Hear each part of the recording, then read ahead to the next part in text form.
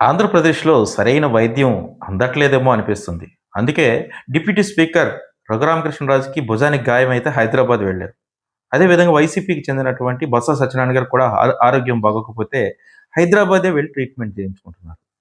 అంటే దీన్ని బట్టి చూస్తూ ఉంటే ప్రజాప్రతినిధులకు ఎవరికి ఆరోగ్యం బాగోకపోయినా హైదరాబాద్ వెళ్లి ట్రీట్‌మెంట్ చేయించుకుంటున్నారు. అంటే ఇప్పటికీ మన రాజధాని హైదరాబాదే అనుకుంటున్నారా? లేదంటే ఆరోగ్య రాజధాని హైదరాబాద్ అనుకుంటున్నారా?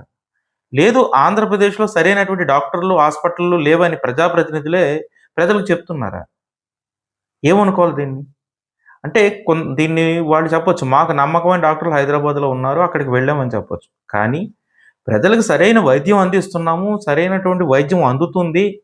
మంచి హాస్పిటల్స్ ఉన్నాయి అని చెప్పాల్సిన బాధ్యత కూడా ప్రజాప్రతినిధులకే ఉంది.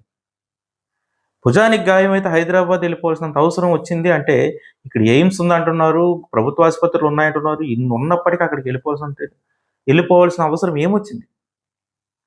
అంటే ప్రజలు ఎలాంటి వైద్యం తీసుకున్నా పర్లేదు. ప్రజాప్రతినిధులు మాత్రం మంచి వైద్యం తీసుకొని హైదరాబాద్ పోవాలని అనుకోవాలా?